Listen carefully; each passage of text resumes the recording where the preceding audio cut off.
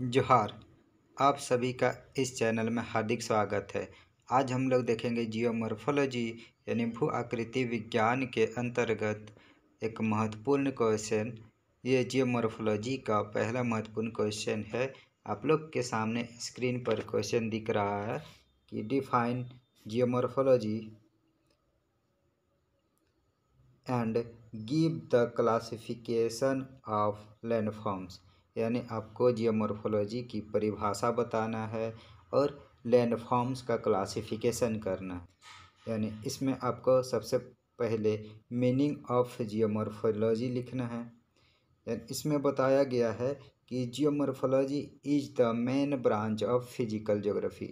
यानी जो जियोमॉर्फोलॉजी है ये भौतिक भूगोल यानी फिजिकल ज्योग्राफी का एक महत्वपूर्ण शाखा है।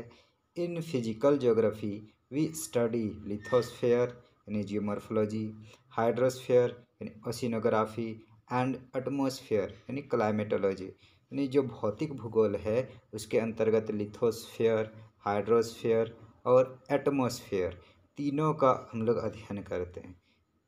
जबकि यानी hence in geomorphology we study only lithosphere. यानी बता रहा है कि जो जियोमॉर्फोलॉजी है उसके अंतर्गत सिर्फ लिथोस्फेयर का हम लोग स्टडी करते हैं। आगे दिया हुआ है 10 जियोमॉर्फोलॉजी में be defined as the scientific study of surface feature. ने जियोमॉर्फोलॉजी क्या करता है कि जो सरफेस फीचर है या जो लैंडफॉर्म्स है इस संपूर्ण धरातल का उसका वैज्ञानिक अध्ययन करता है यानी साइंटिफिक स्टडी करता है। आगे दिया हुआ है कि the term geomorphology is formed from 3 Greek word.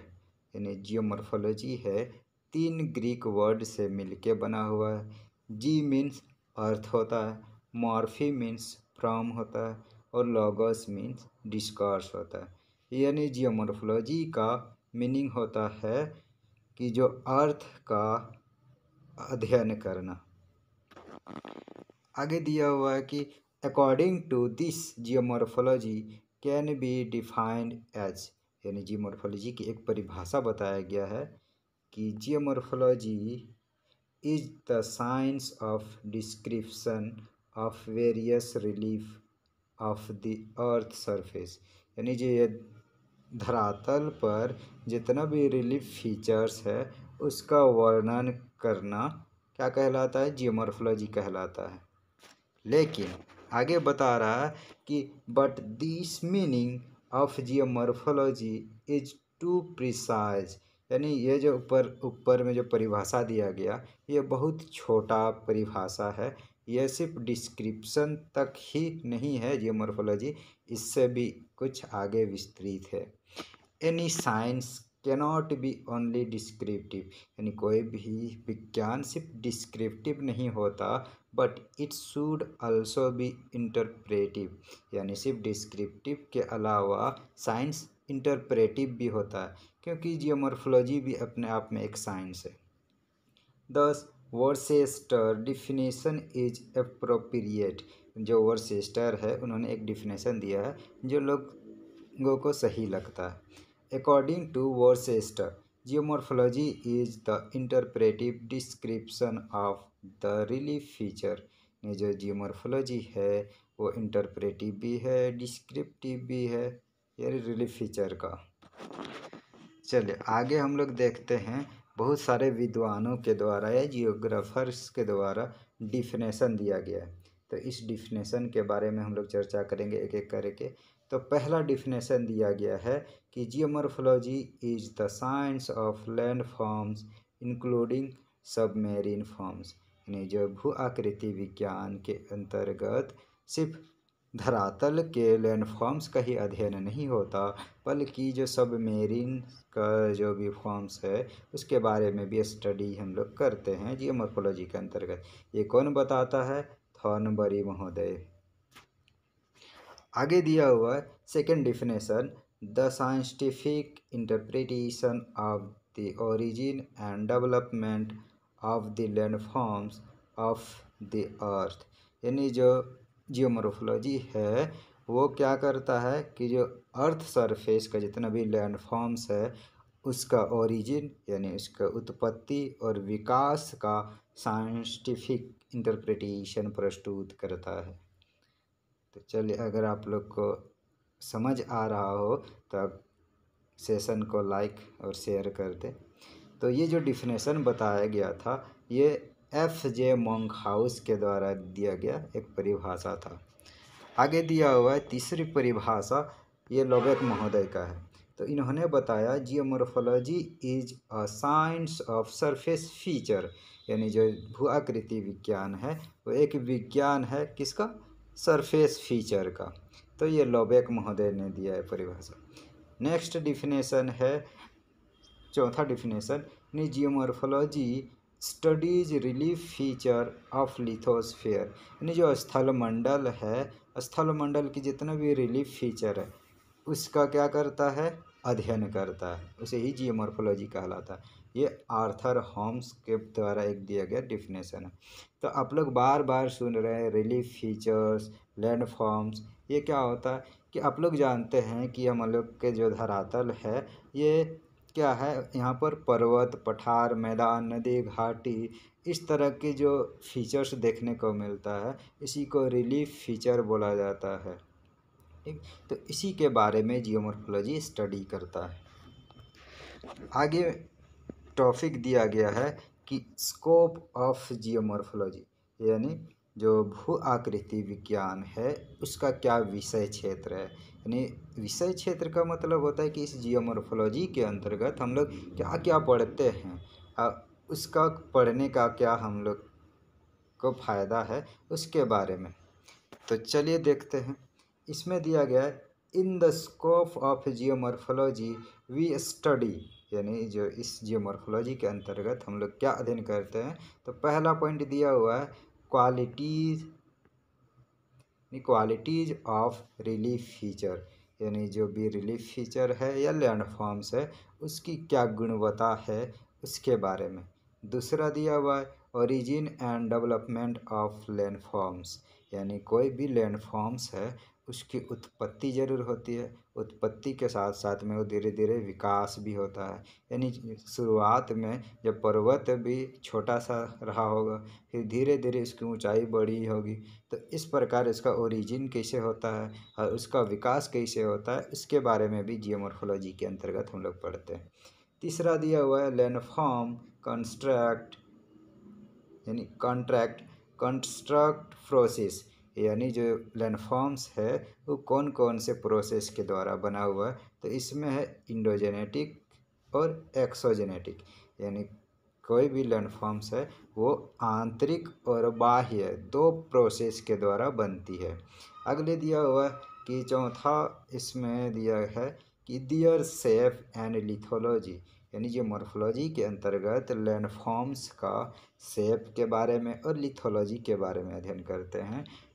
फिर डायमेंशन एंड टाइम, यानी कौन कौन से टाइम पीरियड में किसी लैंडफॉर्म का विकास होता है उसका भी अध्ययन हम लोग इसके अंतर्गत करते हैं। आगे दिया हुआ है कि scale of landforms and the approaches to the geomorphic studies, यानी लैंडफॉर्म्स के अध्ययन की क्या क्या उपागम है, अप्रोचेस हैं, उसके बारे में भी हम लोग जानते हैं इसमें। आगे दिया हुआ है कि there are some factors that affect the growth and development of landforms, यानी जो लैंडफॉर्म्स है उसका विकास या उसकी उत्पत्ति के कौन कौन से कारक हैं जो इसको प्रभावित करते हैं उसके बारे में। तो पहला दिया हुआ है relative location, plate margins and responsible in continental drift and construction of mountain landforms, structure of rocks, process, यानी प्रोसेस के अंतर्गत इंडोजेनेटिक प्रोसेस जिसमें आता है डायस्ट्रोफिज्म और वोल्केनिज्म, यानी इसमें दिया गया है कि जो भी लैंडफॉर्म्स है वो या तो प्लेट टेक्टोनिक के द्वारा या कॉन्टिनेंटल ड्रिफ्ट के द्वारा बनी हुई है। तो ये भी क्या करता है, कोई भी क्षेत्र के लैंडफॉर्म को प्रभावित करते हैं। फिर स्ट्रक्चर ऑफ रॉक्स, यानी जो चट्टान की संरचना है वो भी पर्वत पठार मैदान की संरचना को या जो विस्तार है उसको प्रभावित करते हैं। अब इसमें दो प्रोसेस देख रहे हैं, इंडोजेनेटिक प्रोसेस और एक्सोजेनेटिक प्रोसेस। तो इंडोजेनेटिक प्रोसेस के अंतर्गत आता है डायस्ट्रोफिज्म। यानी डायस्ट्रोफिज्म एक ऐसा मूवमेंट है या ऐसा प्रोसेस है जो लॉन्ग टर्म तक घटित होती है और उसका लॉन्ग टर्म में उसका इम्पैक्ट देखने को मिलता है। जस्ट लाइक एग्जांपल अगर देखें तो जो माउंटेन बिल्डिंग्स होता है या फिर कोई रिफ्ट वैली बनती है तो वो अचानक नहीं बनती, वो धीरे धीरे स्लो प्रोसेस होता है उसका, तो वो डायस्ट्रोफिक मूवमेंट कहलाता है। दूसरा है वोल्केनिज्म, यानी आप लोग देखे होंगे कहीं मूवी सब में या कहीं पर भी उस तरह सुने होंगे कि जो ज्वालामुखी उद्गार होता है वो अचानक होती है, यानी सडन मूवमेंट के अंतर्गत उसको रखा जाता है। लेकिन ये जो डायस्ट्रोफिक मूवमेंट है और वोल्केनिज्म है, यानी वोल्केनो जो इरप्शन होता है वो इंडोजेनेटिक प्रोसेस के अंतर्गत आता है। नेक्स्ट दिया है एक्सोजेनेटिक प्रोसेस, यानी एक्सोजेनेटिक प्रोसेस के अंतर्गत हम लोग वेदरिंग को रखते हैं। यानी वेदरिंग में हम लोग क्या पढ़ते हैं कि कोई भी चट्टान है या कोई भी रॉक्स है वो अपने ही प्लेस, सेम प्लेस पर वो क्या हो जाता है, टूट फूट जाता है, तो उसी को वेदरिंग बोला जाता है।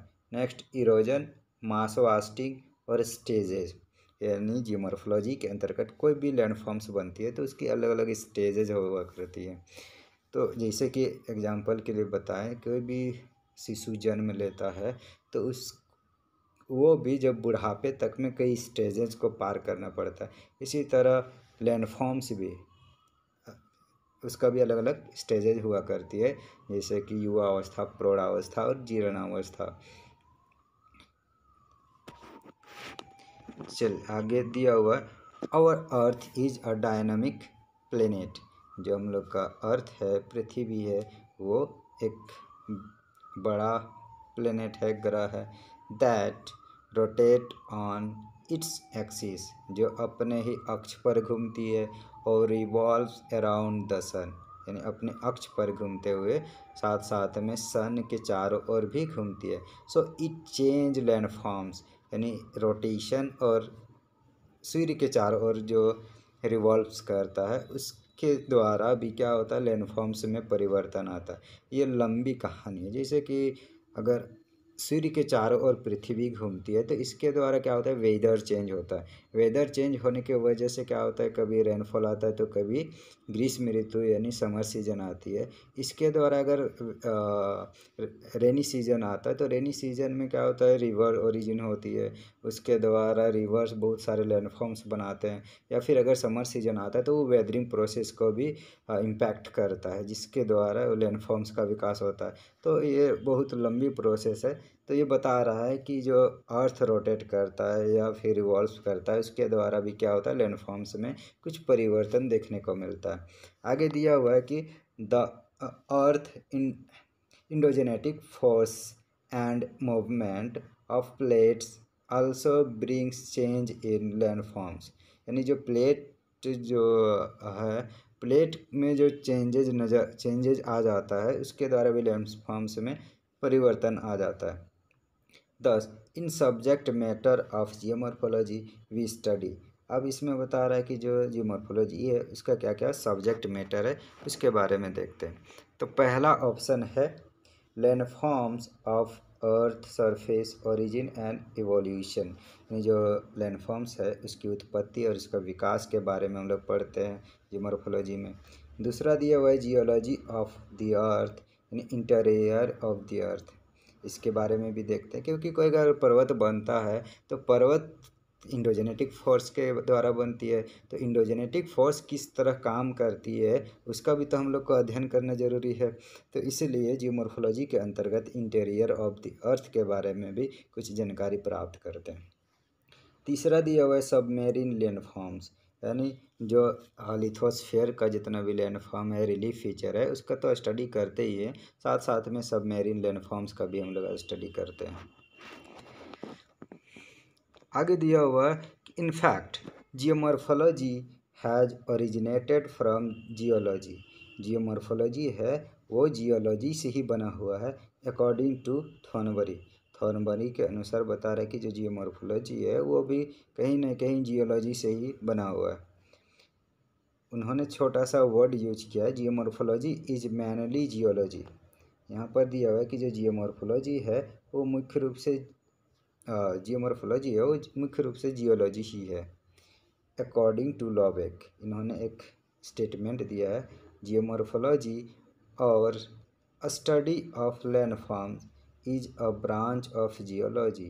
Geology helps in understanding the nature of landform and the origin of different types of relief like mountain, plateaus and continents. Geology क्या करता है कि लैंडफॉर्म्स के स्टडी में या समझने में हम लोग को मदद करता है। दूसरा कि उसकी उत्पत्ति भी करता है, उसका उत्पत्ति भी जियोलॉजी का एक महत्वपूर्ण भाग है। Thus, endogenetic and exogenetic both forces are responsible in the evolution of landforms. यानी बता रहा है कि एक्सोजेनेटिक फोर्स और इंडोजेनेटिक फोर्स दोनों ही क्या रिस्पॉन्सिबल है लैंडफॉर्म्स के बनने में। आगे दिया diastrophism and sudden force are main endogenetic force. Endogenetic force के अंतर्गत मुख्य रूप से दो ही को रखा जाता है, डायस्ट्रोफिज्म और sudden movement. That forms volcanoes earthquake, यानी वॉल्केनोज और अर्थक्वेक है ये इंडोजेनेटिक फोर्स के अंतर्गत आता है। आगे एक्सोजेनेटिक फोर्स के अंतर्गत वेदरिंग आता है, इरोजनल फोर्स आता है जैसे कि river, wind, glacier, sea waves are important that originate surface landform, submarine landforms are also studies in geomorphology. यानी ये सब का हम लोग जियोमॉर्फोलॉजी में पढ़ते हैं। अब नेक्स्ट टॉपिक देखेंगे हम लोग इसी क्वेश्चन के अंतर्गत, क्लासिफिकेशन ऑफ लैंडफॉर्म्स, यानी जो भू आकृति है उसका वर्गीकरण हम लोग करेंगे। तो दिया है कि the feature of earth surface and landforms are the main study matter और स्कोप ऑफ जियोमॉर्फोलॉजी। जो लैंडफॉर्म्स है उसका अध्ययन इस जियोमॉर्फोलॉजी का मुख्य स्कोप है। To understand the complexity and landforms में be divided in third broad categories. जो लैंडफॉर्म्स है वो मुख्यतः 3 भागों में बांटा गया है। पहला इसका क्लासिफिकेशन है relief feature of the first order, यानी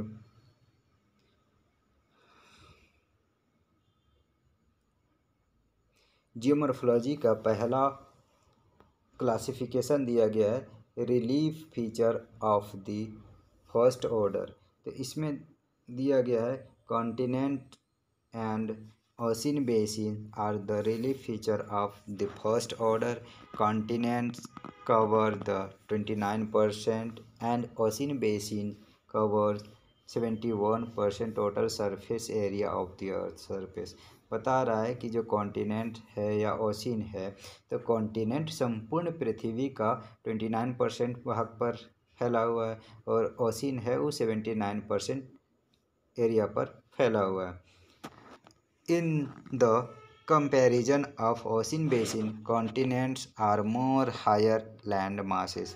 जो कॉन्टिनेंट्स है तुलनात्मक अगर रूप से देखा जाए कॉन्टिनेंट्स और ओशियन के अंतर्गत, तो बता रहा है कि कॉन्टिनेंट्स है इसका लैंड मासेस ज़्यादा है। Forces that come from interior part of the earth in the form of thermal convective current. जो भी इंटीरियर पार्ट में जो भी फोर्स उत्पन्न होता है वो थर्मल कन्वेक्शनल करंट के द्वारा उत्पन्न होती है, जिसको संवहन तरंग भी बोला जाता है। उसके द्वारा प्लेट मूव करता है, यानी continental plates are and oceanic plates ये सब मूव करता है।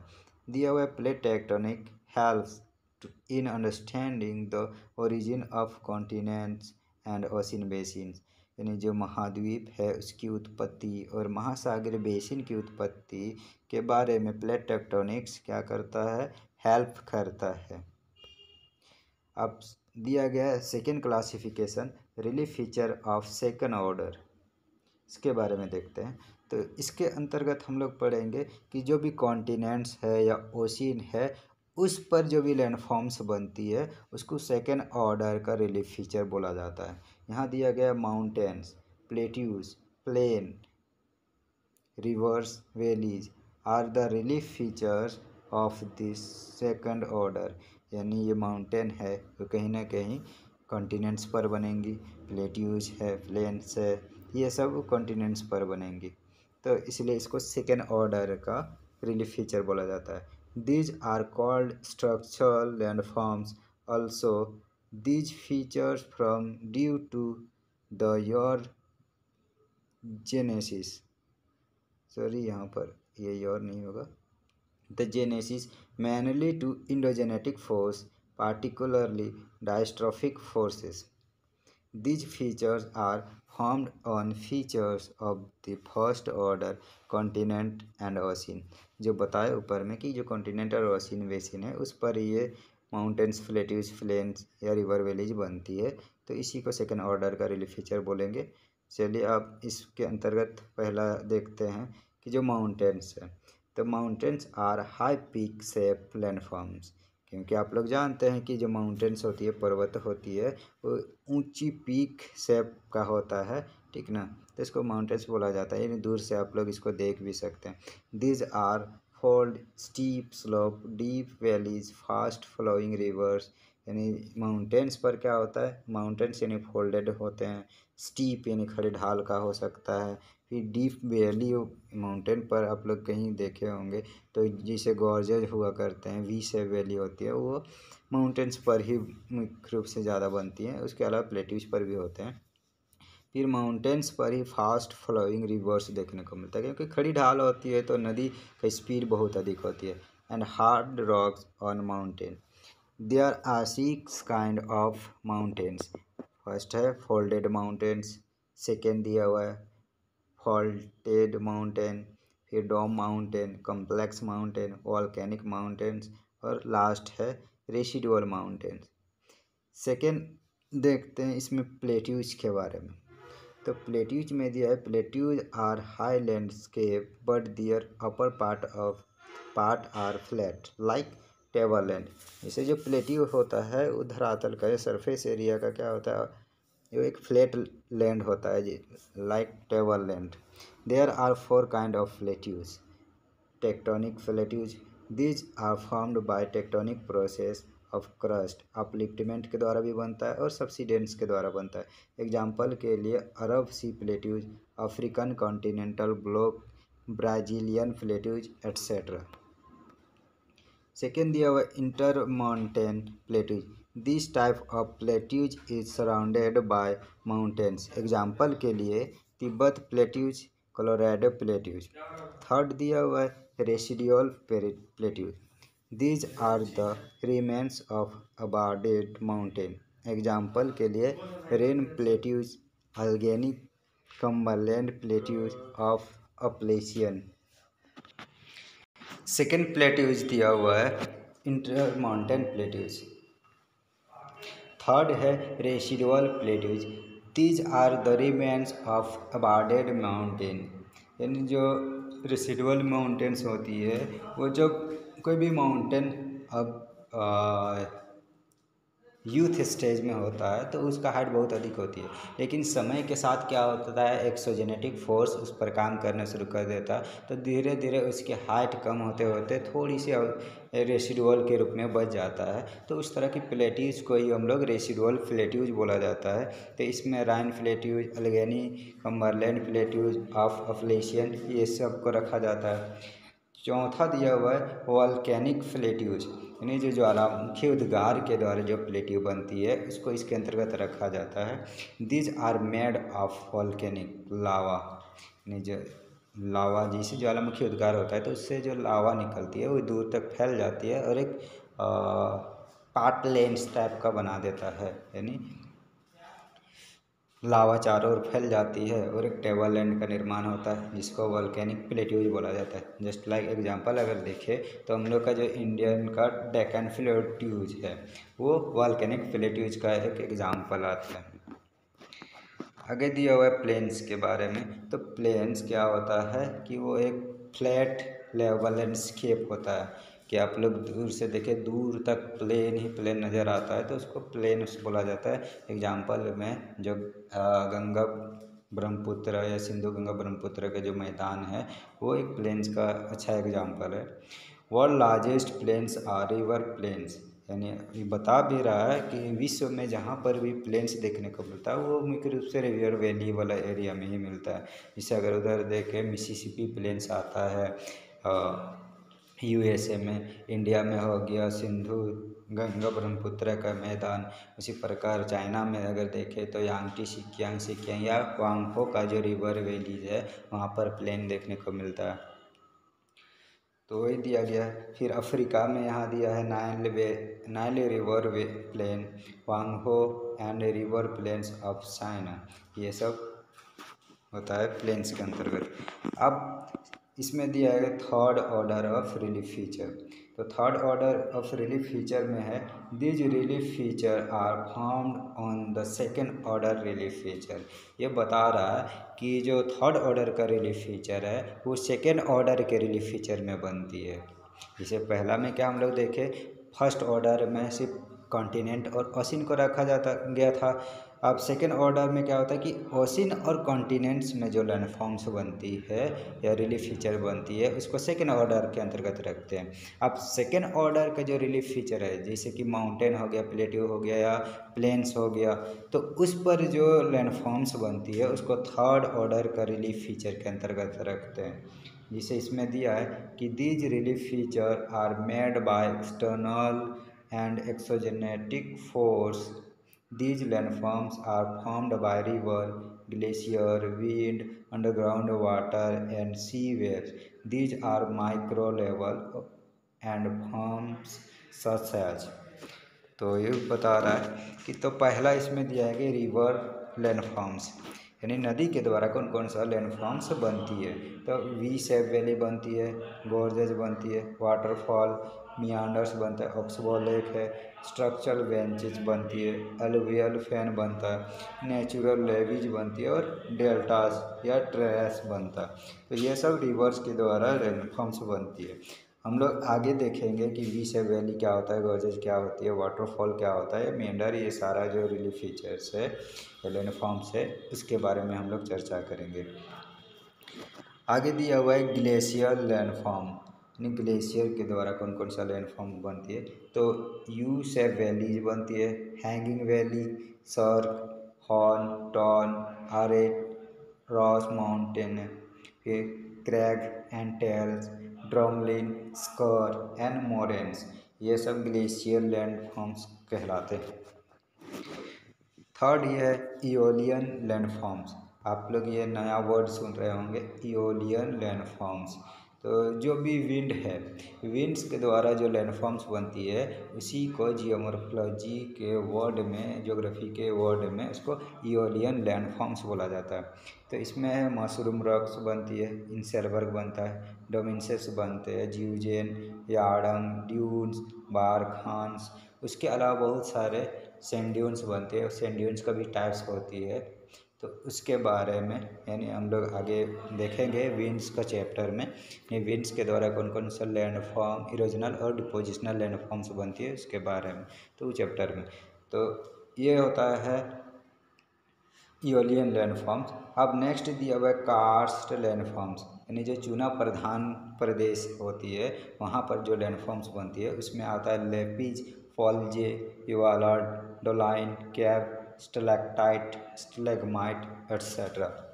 फिर लास्ट दिया हुआ है कोस्टल लैंडफॉर्म्स, यानी जो भी कोस्टल एरिया होती है, जिसे कोस्टल एरिया किसको बोलते हैं, जो लैंड पार्ट होती है और ओशियन होता है। तो लैंड पार्ट और ओशियन के जो बीच वाला भाग जहाँ पर वो लैंड का अंतिम प्लेस होता है और ओशियन शुरू होता है, तो उस भाग को बोला जाता है कोस्टल एरिया।